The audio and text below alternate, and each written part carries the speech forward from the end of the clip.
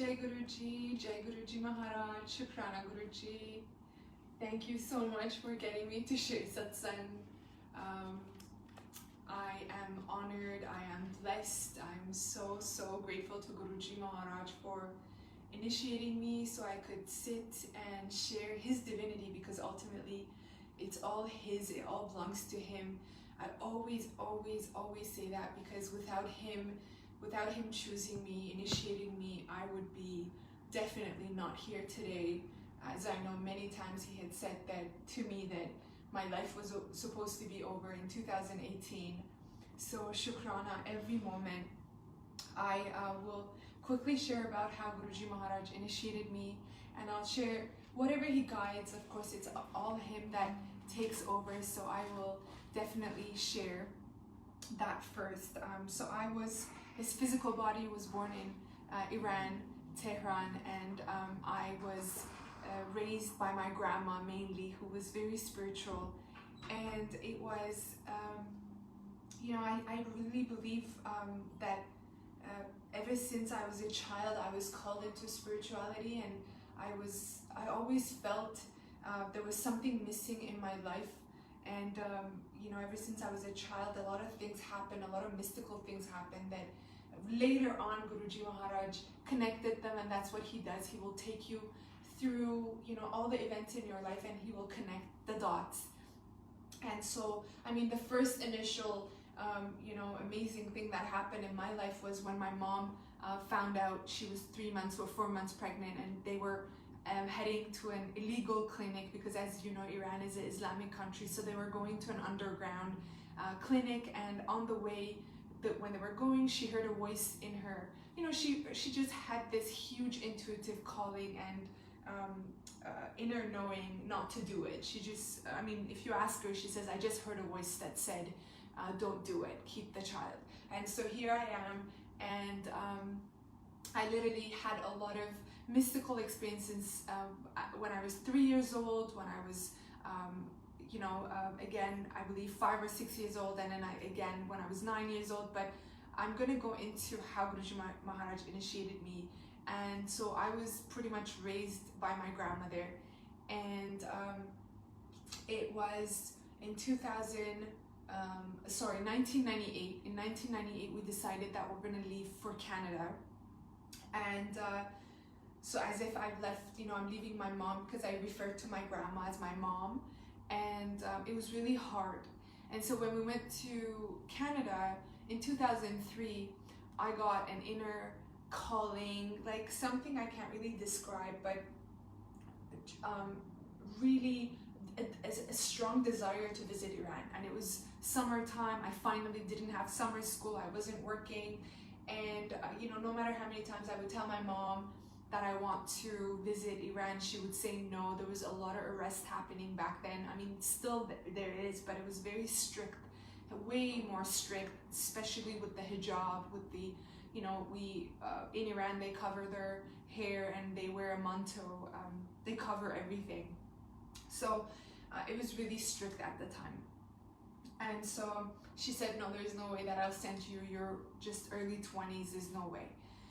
Finally, it was sometime after 4 or 5 arguments later, I had this, literally a voice in my ear say, tell her if grandmother passes away and I don't see her, I'll never forgive you. So I told her that, and a week later, I'm in a flight to Iran all alone. And you have to realize that I was at an age where I didn't know if I belonged. Like, I left Iran when I was 13. So when I got there, the purpose of visiting grandma vanished, because you're literally a young kid. You have never seen your country because you were a child when you left. And so and it was summertime, so you have to imagine a lot of my friends from Canada were there for summer break. So this new world of self-exploring and finding out where I belong, do I belong? And it was really hard for me, because I didn't know where I belonged. Canada, Iran, I didn't know. And that inner emptiness had started, and especially those years, I had no sense of belonging anywhere. And of course, all my life I was seeking him, but I was gathering it from external events. So it started literally from there. And my grandma would travel to come and see me, but I would never go to her home. And finally it was this aunt of mine that never speaks up, but she suddenly that day said, you know what, it's not right. Your bond and your connection with grandma is special. It's different from other grandchildren, so you gotta go see her. And I just sat on a cap, like the scolding sat well in my heart, that I used to be a very stubborn, like whatever I wanted to do, I would do. I wasn't a rude child, but I was very, I love to experience life. I love to explore, and adventure was top of my list. And so, but something told me I gotta stop my adventure and self-exploring and all my the parties and the going out with my age group and go and visit grandma. And I went to her home that night, and about 4 or 5 in the morning, we slept on the ground, and just something woke me up and put my body up, because of course it's not unusual for you to wake up and just open your eyes and go back to bed while you're still in that sleep, while you're still sleeping, your body's still down. But something put my body up, and I sat, and at that moment I saw what truly changed my life. And I saw a man, a bald-headed man, standing to the right of me. And what shook me the most was not the fact that there's a man in my grandmother's house. All of that vanished, but the fact that he had a huge vertical eye, like everything looked like a human, the mouth, cheeks, the ears, everything, bald head, hands like this, just looking at me like that, but was so out of just, I had never experienced it in photos or in anything, the third eye. And it was so huge, and I just saw a vertical eye. And the moment I saw the eye, your mind wants to protect you, your body, whatever happens, the body naturally wants to protect you. And the first thing that I kept telling myself is that it's a ghost. It's a ghost. You've heard the stories, you never experienced it yourself. Just don't worry about it, it's a ghost. So I literally kept saying that to myself, and I could, for the life of me, not understand why this being had a huge vertical eye. And it was, truthfully, it was not, it was very scary. It was very scary for me. I just covered myself. I had like anxiety, and I had cold sweat, and I was shaking, and I was so afraid of what he was gonna do. I just didn't know. I was in the unknown, and that unknown was really hard for me. And so I just kept repeating this Islamic mantra, and I just kept saying, don't harm me, and don't harm me. And I just hid. Sometime it was like the longest hours of my life, sometime after an hour, 2 hours, I don't know exactly. My grandma wakes up early morning. She never missed a prayer. She would wake up for a morning Islamic namaz. And the moment she did, I heard her. I just didn't even have the guts to look to my right. I just ran to her, and I was like, Grandma, I screamed like, there's someone in your house. There's someone in your house. There's a man in your house. And I kept, I couldn't talk much. So I was shaking, and I kept saying one eye, and and she just took me to the kitchen, poured some, sugar, I don't know what she gave me, something sweet, and she gave it to me, and she just kept saying, don't worry, he's always here, he's always here, he's always around me. That's what she kept saying. He's always here, he's always around me. So when she said that, I was like, I've seen a ghost, right? And she said, yes, yeah, you've seen a ghost. And I was like, Grandma, I've seen a ghost, and so this is okay. And she kept saying, it's okay, don't worry, just don't worry. And so we talked about it for hours, and she just kept saying, don't worry, just don't worry. I live in a village. I've never shared this before, but she kept saying, this part of the town where I live, the village side, it's very common for ghosts to come and this and that. So I became like, okay, fine. Now I can go around and say I have my own ghost experience to share. Life moved on, and I came back to Canada end of July of 2003, and 3 months later in October, my grandma leaves her body. And the reason why I say leave her body was because she was such a spiritual being that to this day, truly, I've never met a human being as spiritual as my grandma. She was always in shukrana. Like, no matter what happened in her life, she just kept saying Khoda ro shukr, shukrana, thank you God. And she would always tell me, and I realized later that whatever commandments, the simple, very blessed commandments of Guruji Maharaj was the things that she used to tell me. You know, be a good human, let love be your religion. You don't have to do what these Islamic people tell you, like the Muslim people, but they go and harm people. Just be a good human, don't harm anybody, let that be your religion. And she would always tell me that, you know, if people asked her why you're not telling son to pray or follow what you do, because she was always in prayer, she wouldn't miss one prayer namaz. She would always be like, you don't ask people to come and do this. God is big enough to create a way for that person to be called to pray to him. Who am I to, you know, she always used to say, you don't force or ask anything of anything. It has to happen naturally and effortlessly. And besides, who am I? He's bigger. And one of the other things that she used to say was, don't worry about anything. God doesn't put you through something that he knows you can't handle. So, you know, these things we've already been guided by Guruji Maharaj's commandments. But of course, I didn't know, and I would just hear it and it would be, but I was blessed to be around this, again, spiritual being who I just saw do good, speak good. She never spoke bad about anyone. She went through so much hardship. She lost a son of hers. He drowned actually in a swimming pool when he was young.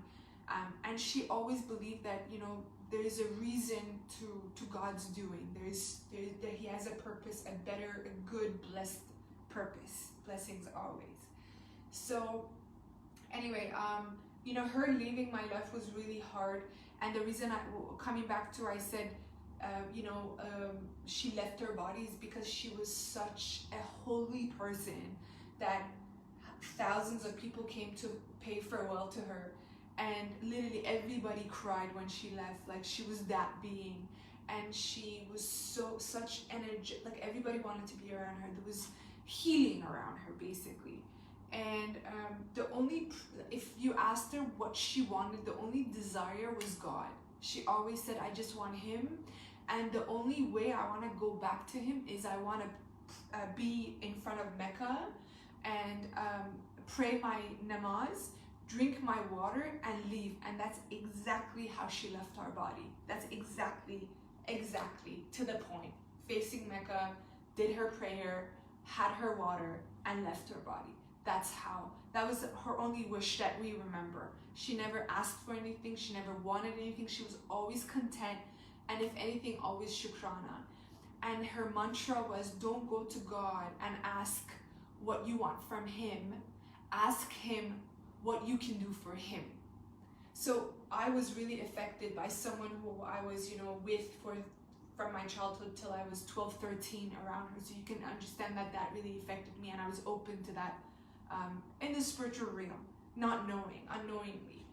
And so of course, no coincidences with Guruji Maharaj. And so anyway, when she left, everybody turned on and said, son, how did you know she was going to leave? And I was like, I don't know. I just, you know, I had this inner like guidance that she was, you know, if grandma, like, mom, if you don't let me go to Iran, I'll never forgive you. I just, you know, I was like, I don't know. I said it. I don't know. And, you know, I didn't know that it was him. And so, but you can imagine everybody turned around and said, how did you know? How did you know? And so life moved on. Everything was back to normal. I went to school, I graduated, I got a job. And from 2012 till 2018, for 6 years, I started having a lot of blood issues.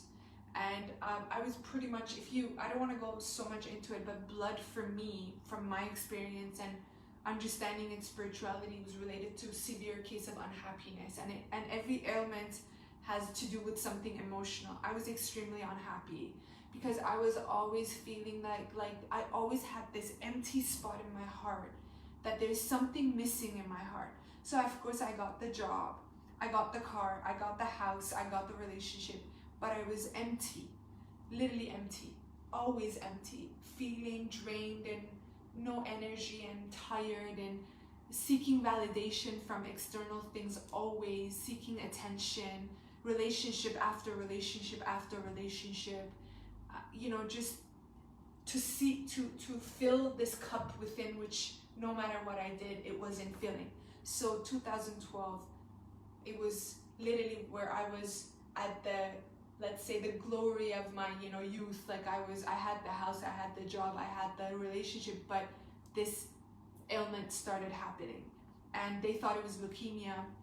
Shukrana to Guruji, it wasn't. It was ITP, so my blood platelets would drop significantly. They would bring it up, it would drop back. I don't want to go so much into, I want to make it brief with the ailment. So I just experienced, the majority I'll share of my ailments was not in the first 12 months. So it happened in 3 episodes from 2012 to 2018. So I was bedridden for almost 2 years and 7 months out of this 6 years. But the majority of my pain was the blood platelets dropping significantly, which I was bruised up everywhere. The next episode, when it happened for 11 months when I was bedridden, so I didn't get my period, I couldn't eat, I was swollen, inflammation, like I had, I was just swollen, whatever, like I was getting bigger and bigger every day. And then I had, the majority of my pain was my scalp, this crown, and I literally would tell doctors as if you have thrown acid inside my scalp and closed it, or I have like, you have matches, millions of them just lighted under my scalp, like fire burning, sizzling, literally. And no matter what they did, they couldn't heal me. They couldn't understand what it was. So anyway, the second episode for the 11 months when it hit, this episode, it turned from physical ailment to not only physical but also mental. So I was literally mentally ill. I had suicidal thoughts. I took action towards them, but every time something would happen and it wouldn't be successful. And it was finally one night, so a lot of mystical things happen. Again, I don't want to go too detailed about my initiation. I want to go to the end of how Guruji Maharaj initiated me, but I had a lot of mystical dreams, like dreams that I would have, and then 3 months later I would live it in the physical realm, the physical life. So the most mystical event that happened was seeing a white light come from outside my window, and it came and it got smaller and it went inside my soul, like inside this part of my body. And I got my period the next day. I started healing better, and I started moving. The body started healing on its own, which, to the human mind, which is my parents' logic, was that, oh, maybe it's the new herbal medication that we just got from Iran, because we had traveled to Iran for treatments at that time, which doctors didn't have an answer for my treatments. But we started seeing people for herbal medication, and their logic was that, oh, maybe because we started these herbal medication. But I knew in my heart that it had something to do with that white light. But I didn't share with anyone, because you have to understand I was in and out of mental institutions. And when I mean in and out, I was literally in. Being poked every day, just blood drawn every day, test after test, sleeping in a mental institution. So I didn't share that with anyone. I didn't have Agya, and I didn't know what Agya was at the time, but every time I wanted to say something to my mom that I just saw a white light come inside my room and it went into my stomach, it's like something would shut my mouth. So anyway, life moved on. I healed. The third episode, when it hit, it was 25th of December 2017, and this time the only desire was to leave life, to not live. Stopped going to hospitals in February. My spiritual journey started, and what I mean is I started going to churches, mosques. I just wanted to leave that environment of my house, because my parents at this point were just dead within. You have to understand, like, my situation, the first episode, didn't affect them much. The second, it affected them to some extent, but the third time when it hit, my parents were just like, what is going on? And they were dead. They aged literally rapidly, like such stress in my house. And I felt like a burden. I felt guilty. I felt, only he knows what I went through. Mental ailment to the max I experienced. And it was just, something that I never imagined happening in my life. So so the only desire and plan I had was not to live life, or I never had the hope in this third episode to live. My only desire was to exit life. And so in 2000, in June, I'm sitting in my room, and that's when the desire to even die vanished, because I had tried and it wasn't successful. So I remember that I surrendered to what was, and I remember sitting in my room just like this, and I just looked at the sky and I was like, you've taken my job, you've taken my status, you've taken my health, you've taken my hair, because I had no hair by this time. Like, all my hair had fallen by the 3rd episode. I had like boy cut short hair. You've taken everything from me, why don't you take this? And then the next thought was, I don't care anymore. I wanted to die. I wanted to live, but I gave up that desire. I wanted to die and I gave up that desire. I don't care anymore. And I remember, and I know I'm going back and forth, but that was such a huge lesson for me by Guruji Maharaj, that the moment you let go of all your desires, then that's when I will do what's best, because I would have never imagined, I could have never imagined, or this law of attraction they talk, I could have never visualized or manifested Guruji Maharaj. I never even thought that it existed. So when I truly let go of all of it, the best of the best of the best of the best miracles came into my life. And I try to remember that every time that I have a desire for anything, that if I just hand it to him and say I'm content with what is, but you know what's best for me, then I know that he will bring the best to me, instead of visualizing, imagining, and thinking how it's gonna come into my life, So a huge learning every step of the way by Guruji Maharaj.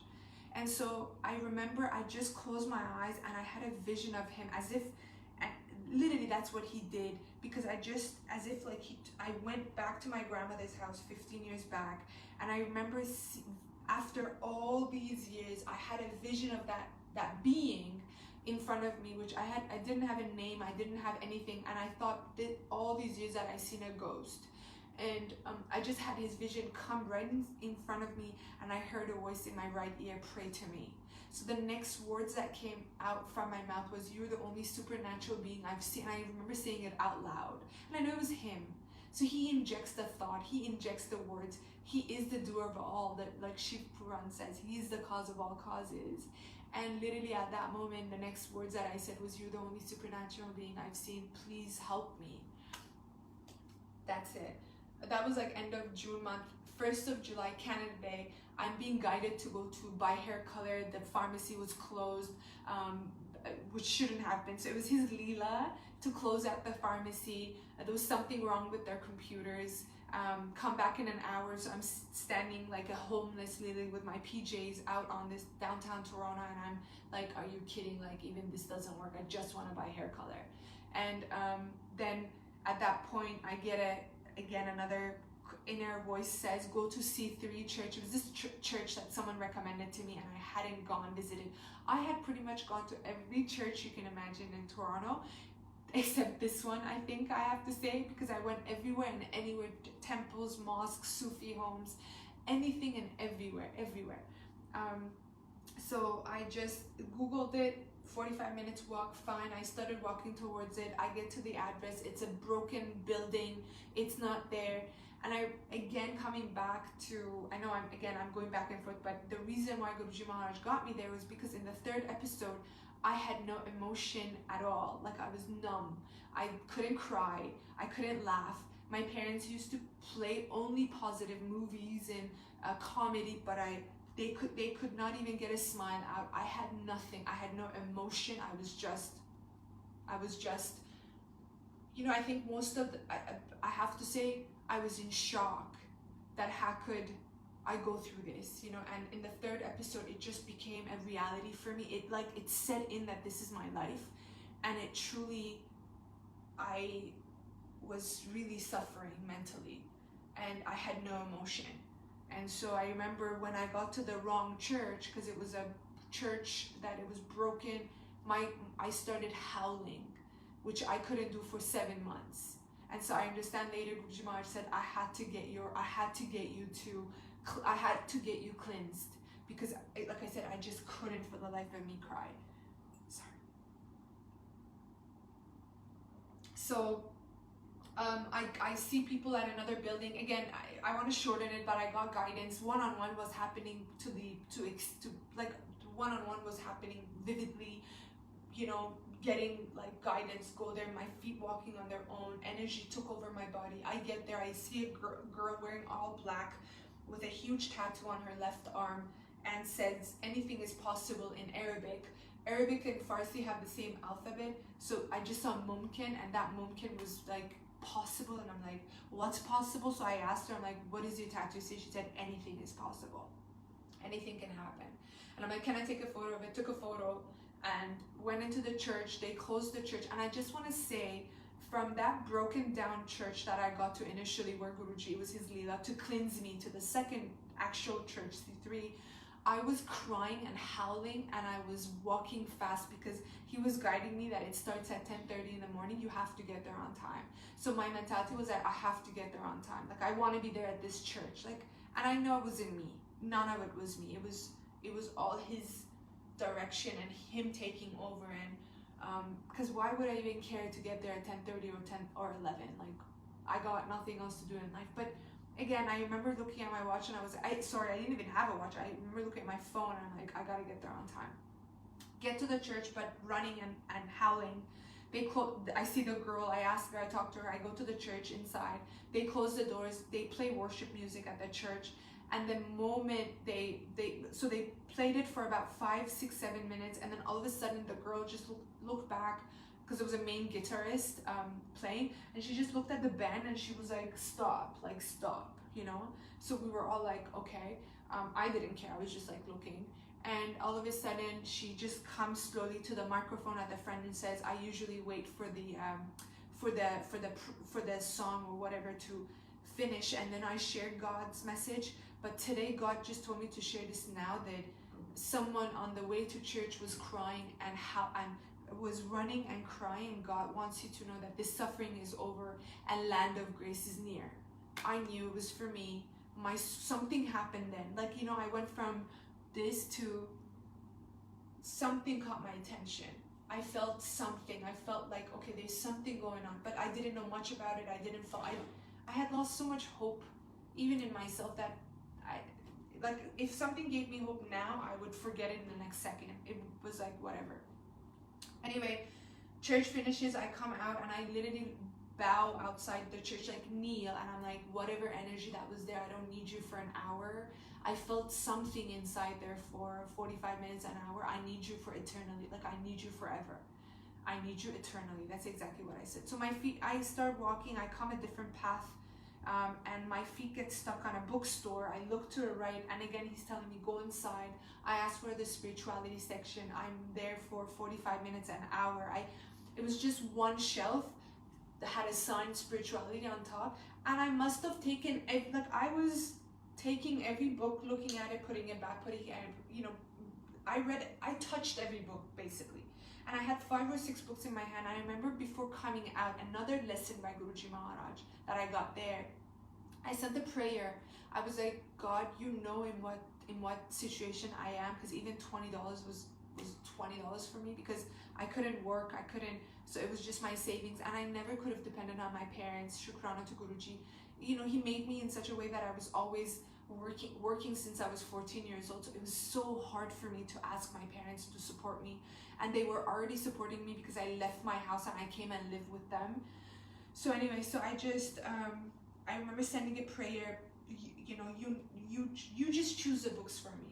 And later I realized that Guruji is teaching me to get, just by his naam, just say his naam. You don't have to go into meditation or sit in satsang, to just saying his name, naam, bringing his awareness into your awareness, bringing his name into your existence. Like, he will take over. And so at that moment when I said that prayer, I looked back to the shelf, and all of a sudden I had a vision of the white light that I saw 2 years back in my house, that came from outside and came out. I literally had the light, the vision of the light, and then all of a sudden, right in front of me, which book, this book was not there before. It was not there. I wouldn't have missed it. It manifested, and I literally see the Divine Light by Anita Kumar right in front of me. But what I didn't, the divine or none of it I saw. I just saw the light, and it was a white book. Click, pick it up, look at it. Guruji Maharaj's Swarup, a picture. Didn't even care to even, like, I just looked at it, and I thought it was this man, probably. I'm like, because, you know, I'm like, because Anita is a girl's name, but I didn't know what it was. I just opened it, and it was like, Anita Kumar had a hole, or this is her story. And I literally made fun of the book, closed it, but the book came out with me. Go home, I put the book on the floor, and I read this other book. No coincidence that the first book that came out with me that I read was Experiencing the Supernatural, not remembering that I had literally said you're the only supernatural being. So everything connected later, which he reminded me. At that point, I didn't connect it because I was in such suffering and agony that literally if something happened now, I would forget it 10 seconds later. It was just, my mental was, I was gone. So read the first book, Experiencing the Supernatural. Never touched Guruji Maharaj's book, never touched any other book. That I got 3 books, didn't touch those other 2. And 5th of July, I have a dream. Literally, I'll say it quickly. I got up, I had such severe insomnia that if I got an hour of sleep, it was dream for me. But something happened. He got my body tired. I went back to bed. So I got up around 6 in the morning. I sat in my room just like this, and then I got tired, which was so odd. So he has a remote control of your body, of your thoughts, of your words. Everything is, he has a remote control, right? So why worry? He's taking care of it all. He has the remote control. But at that point I didn't know. And so here I am, I have a dream. I go back to bed, and I was so excited. I'm like, oh my God, I'm gonna sleep again.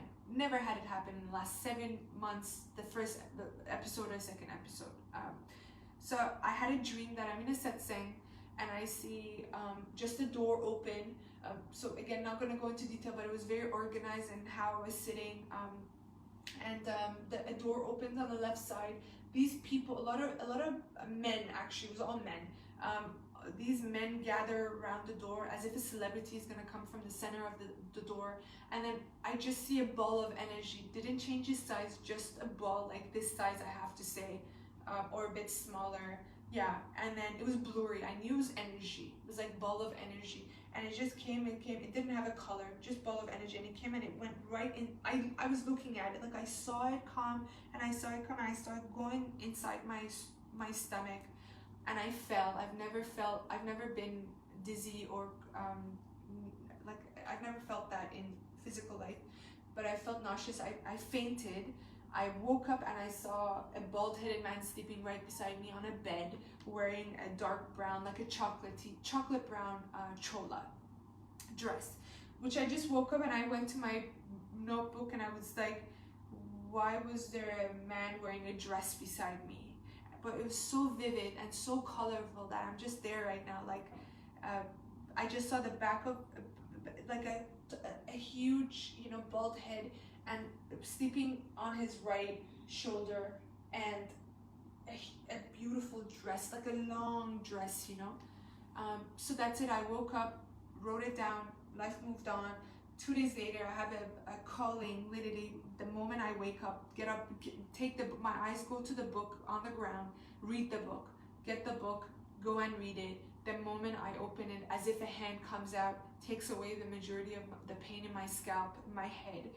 Enough that I was like, something is weird, because I was so sensitive to light and so sensitive to sound, and I was living in downtown Toronto, so I would always put these earplugs in my ear if we had to go out, especially to hospitals. Like, I hated that environment, and it was like white light everywhere, in hospitals. So I was so sensitive to light that I had these huge sunglasses, especially when I was out reading the book in the patio, July month.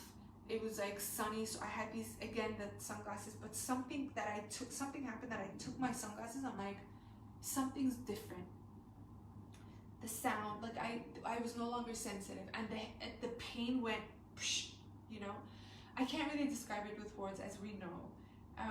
And then, so I'm reading the book, and it says Guruji is Lord Shiva.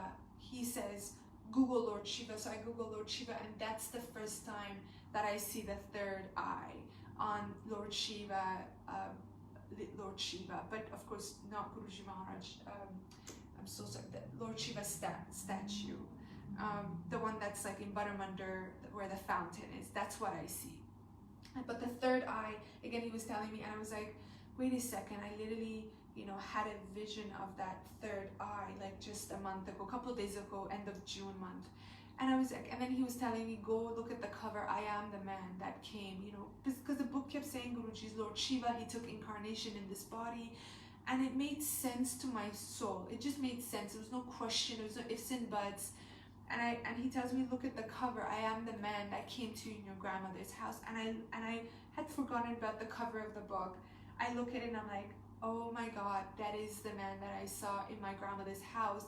And I had a dream of him 2 days ago, like literally that bald man in my dream. So I'm literally like, I'm at this point like, wow, time and everything, space, everything froze, and I'm just having a huge one-on-one with him, and everything I asked he would answer, everything I asked he would answer in the book, and the divine light. And so at that point I was like, look, I need something special from you, because that if you are God, I've literally lost faith in everything and everything and everything. I need something special, that you are real, like no joking, I really need it. Because I don't believe even in myself anymore. That's hence I want to exit life. And the next literally sentence that I read is Guruji Maharaj's special day is July 7th, his birthday. And I'm like, because he tells me, look at your phone, today is July 7th. I had lost track of dates. I just knew what month we were at. I was just like, what? I opened the book on his birthday. So I just knew something was happening. So I read the book. Everything I asked, he would answer. Literally, everything I asked. Why am I suffering? It would come. Why do people suffer? The answer would be there. So constantly, sorry, I'm just going to check the time. So constantly, I would ask and he would answer. I would ask and he would answer. And it was such a beautiful time, I have to say, July 7, 2018 for me, because it was as if he was sitting right in front of me and he would just answer everything. And I know he was, but we were having a huge, beautiful telepathic connection, which ultimately in the book, it was written, like I would even ask that, and then he would answer that Guruji Maharaj had said that the most important and crucial relationship is telepathic relationship, and one day, even his Sangat will start communicating to one another telepathically. And I was just like blown away that I'm having, like, whatever I asked, I'm getting the answer. And I was like, my God, I'm having a connection with him. So life moved on. I read in the book that someone has Facebook. I was like, Guruji, I don't have Facebook and I don't intend to open it. I was never guided. I never, even when I had social media, I was never drawn to it. So I was like, I'm not going to open Facebook. And he literally said, go search my name. I searched, his website came, Satsangs. He was guiding me, go to Satsangs. Because, in the book, it would say we went to Satsang. And I was like, okay, what, Satsang has to be meditation. And I found a number called, talked to an uncle in Toronto, got connected to Satsangs. And I'm so blessed because I was begging Guruji. I was like, you can't leave me with this book. You can't, because I understood that he took Mahasamadhi, he had left his body. I was willing to leave everything and go to India. And when I read that he's not in physical body, of course I was very hurt, but I knew at that point that everything has a reason and everything there's a blessing in it. So then what happened next was I went to a satsang, and that's when my world of more blessings came into my life. And I remember walked into my first satsang July 13, didn't bow to Guruji Maharaj. I got there late and I sat down, and Sangat got up and shared satsang. It was all in Hindi, but I remember because someone said my cancer was healed in English, and I just knew they were talking about their miracles. And I had read in the book also that they share satsangs, his divinity. And literally I hear in my ear that Guruji Maharaj says, you get up and share satsang. And I was like, no, not not gonna do it. I'm not gonna, because after I came in, I saw their Sangat bowing, and I was like, oh my god, I haven't even bowed. So what did I do? I always felt guilty. Like I felt like I'm, I was always self-analyzing, like there was no self-love before Guruji Maharaj. Never. It was always people-pleasing, feeling guilty for everything. Just always pointing the finger at myself, which I understand that that's one of the reasons, after reading a lot of holy spiritual books, that's one of the reasons that we are chosen, because we self-analyze and we go within, which is a good thing. But I was I was always blaming and judging myself. So anyway, I said, no, Guruji, I'm not getting up. He was like, no, you get up and share your satsang. I'm like, nope, I'm not doing that. He said, okay, I'll give you your headache back. I literally heard it. And he did. He gave me my headaches back. My headache, which was gone, like it came back. I don't want to say to that crazy extent that I used to bang my head on the wall, but to some extent, 40%, 50% that I got a headache. And I was like, okay, but please let me know that I have your permission. I remember that, and this is your doing. I remember asking, and again there he was teaching me that, get my agya for everything. Just say, with your permission, Guruji Maharaj, I'm doing this. So I just said, I want to know this is you saying and not me. And I was so weak, and as it says in the Divine Light, he injects so much faith in the weakest of his weakest disciples. I have to say, because I had such, I was in such state that I had a lot of seizures, and I had this, what do you call it? This twitch in my neck. Like before Guruji Maharaj, like I had, like my neck would, because of the severity of the pain in my head, I had this twitch, and I remember I was holding it so tight in satsang, because I still had a little bit. How could you go from 6 years to like all of a sudden heal? I still had a little bit of pain in my head, but it wasn't to that extent. And I just, I was like, I can't, like I was full of ifs and buts at that time. And it's like, I just want to know I have your permission that I do this. And then all of a sudden a girl comes from, a girl that I haven't seen, just this young girl. Apparently they were in another room playing. This just girl comes from the kitchen of the house, and she's wearing a shirt that has an arrow pointing up, and in the middle it says rise, get up, rise. And that was my sign. Like literally my eyes went click, click, okay, got up, shared my satsang, and all of my twitching, all of my pain in my scalp, the cysts that I had in my stomach, all of it faded that day. If all my pain, all of it, even that 10% that I had left in my body, the moment I was sharing my satsang and he was healing me, I could feel it. And so you have to remember that it's not just langar, it's not just Shabbat, it's not just sitting in satsang or chai prashad, it's not just going to Baramandir that you get your healing.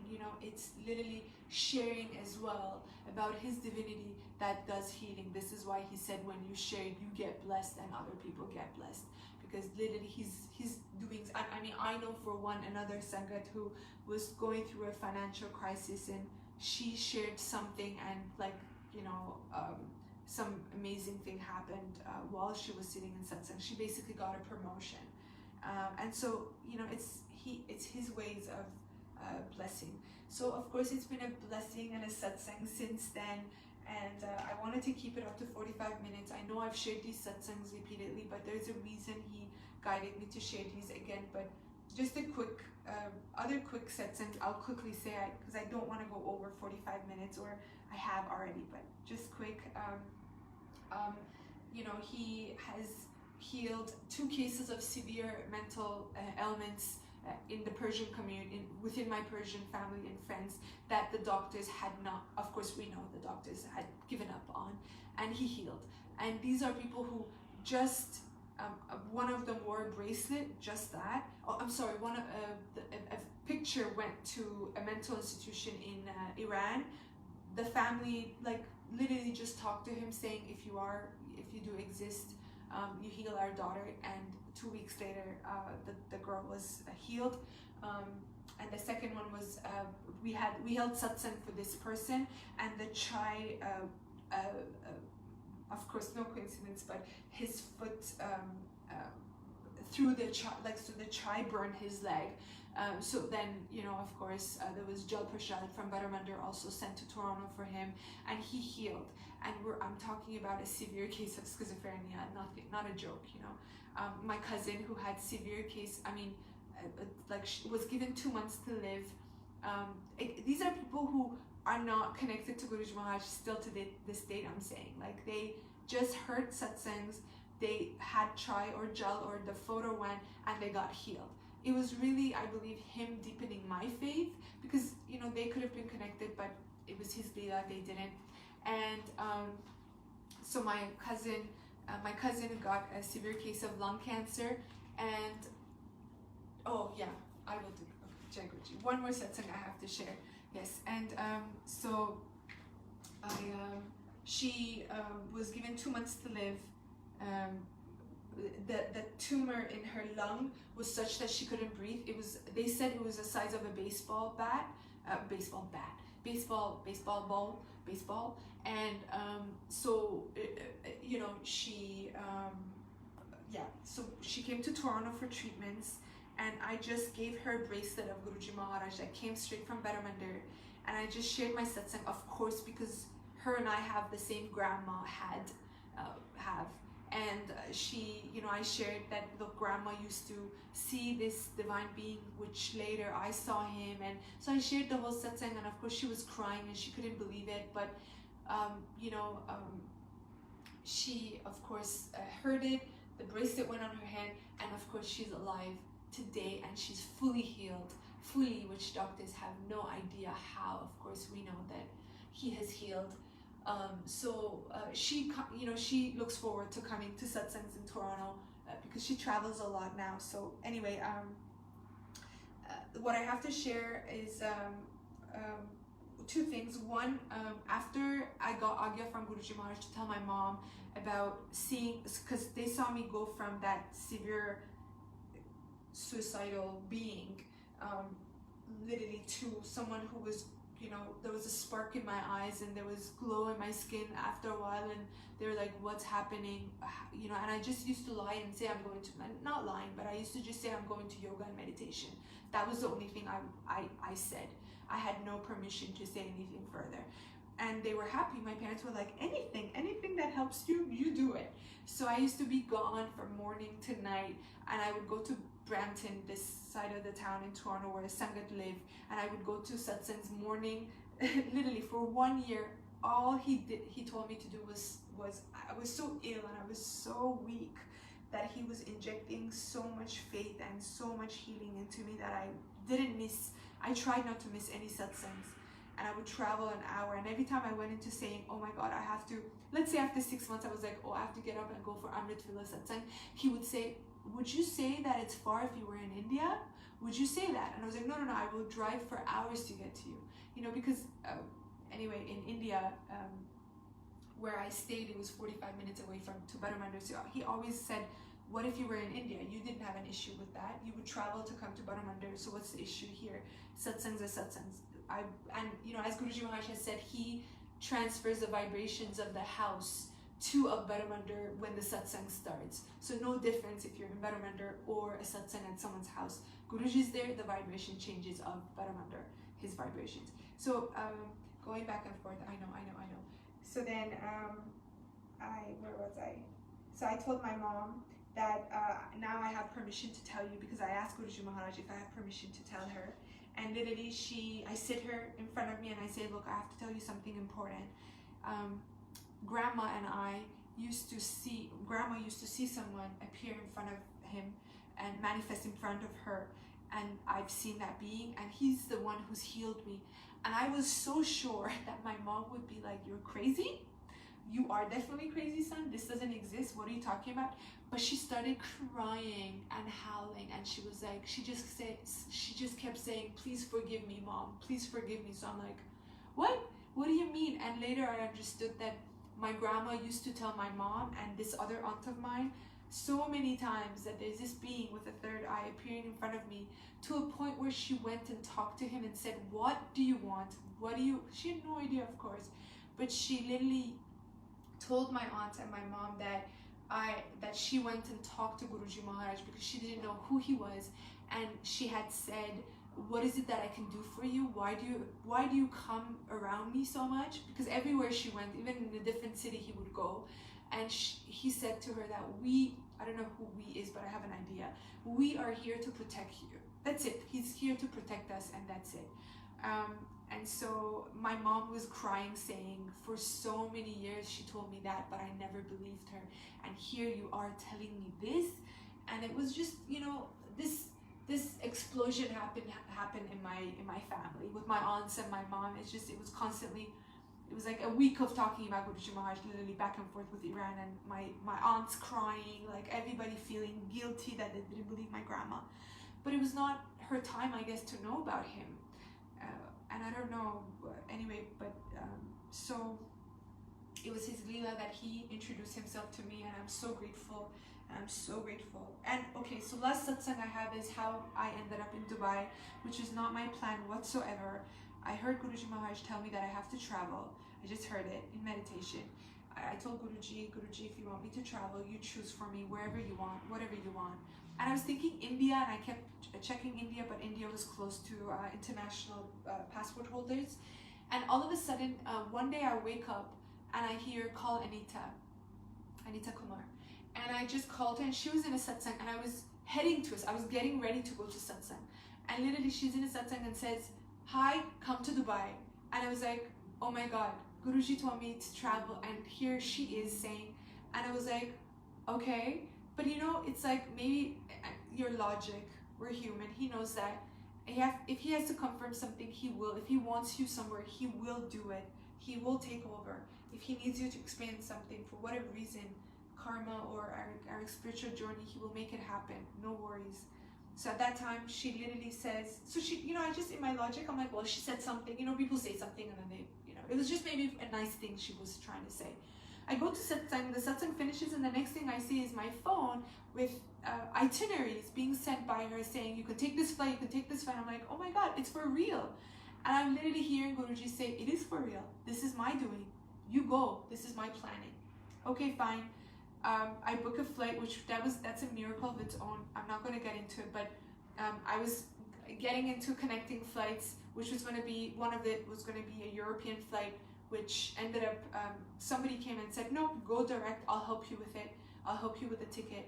And I came direct, and the day that I was at the airport, I realized that had I come through the Europe stopped flights, so I would have not been able to fly that day only. So him choosing the direct flight, bringing someone into my life and saying, I'll help you with the ticket, so you direct, instead of flying for 23 hours, fly for 12 hours. And so his grace, he makes it happen. Whatever he wants for you to experience, he'll make it happen, and he'll make it in a satsang. So I come, and I have to say, another satsang that happened is I brought gifts, and the perfume was over 100 ml. The security guard, what airport allows you to travel with liquid over 100 ml? He just looked at it and said, you know, there was butterflies on it, and he just looked at it and said, Merry Christmas, go. And I was like, what? I used to be a flight attendant. They never even did that for us. So, you know, it was all him. So I come, and you know, I booked it till my return till January the 6th, and then something happened within my family, and there was a request that I go back to Canada for the new year, and that I should return. And I was like, Guruji, I feel like this is, you know, he kind of put it in my heart that I should go back. I also got that guidance, and I was like, you know, so I sat with, I was like, I didn't sit with him, I was like, I'm going to sit tonight with Guruji Maharaj and see if I have his agya. And we were just talking in the house with Sia and Anita and like Sonia Aunty Sia and Sanjay Uncle. We're just talking, and I'm like, you know, tonight I'm going to sit with Guruji Maharaj and see what he says, because I don't think I should return on the 30th. I think I should return on my original time, January 6th. And literally I was like, I'm just going to talk to Guruji, and I'll ask Guruji Maharaj tonight. I said these words, and literally Sonia's phone rings at that moment, and it's this uncle, saying at that moment, not a second later, not a second before, I'm still shocked over this. And Sonia's phone rings, and it's this uncle saying, I'm traveling on the 30th, and I need help from someone, a sangat, to help me on the flight. And I mean, of course, even now talking about it, I'm just amazed. But we were all like, he just come, like within a second, even Anita was shocked that within a second, instant reply by Guruji Maharaj. Like I was just sitting, not in meditative, not in front of him. I was just sitting among other people and saying, I'm going to ask Guruji Maharaj first what his agya is, but the ticket is already changed for the 30th. But if he says I have to stick to the old schedule, I'm going to change it, because apparently the person who booked it, their credit card allows for you to change a certain time, like a couple of times. So it's like, I can change it no problem without any fee, but I have to get Guruji's agya, whatever he wants. And you know, if he wants me to leave on the 30th, he'll tell me. And the phone call happens right there, and Sonia gets a call, and it's his uncle confirming, and of course it's Guruji. And like, he hadn't spoken to her for 6, 7, 9 months, I don't know how long, and he calls her at that same time. Just amazing he is. So I think you know, by now we've realized that he has the remote control. He is just so amazing. He's taking care of everything. Don't worry about anything. Whatever is happening is his hukam, and just shukrana, shukrana, and only shukrana. And what is it that I can do for you, Guruji, instead of do this for me, Guruji? That has been, I know it's so easy to say, I say it too, and then the next day I'm like, oh, I like this, I like that, but not material. Like shukrana to Guruji, he's given the wisdom to pray for wisdom, pray for love, pray for respect for other people, pray for acceptance. But you know, it's still asking, right? Yeah. So may he bless all of us, and may he get us to a state where we just leave everything and just surrender, because he is blessing every moment. So shukrana, shukrana Guruji Maharaj. Thank you so much, and thank you, Guruji, for placing me within your divine home, because I have no doubt this is his house. Where he responds instantly, it's his. So shukrana, shukrana. Love Dubai Sangat. I always used to watch the satsangs, and it's his leela that I didn't get to attend the big one, but there is no big and small. Satsang is satsang. Shukrana, shukrana. Thank you so much for connecting and hearing this satsang. Jai Guruji. Shukrana Guruji Maharaj. Jai Guruji.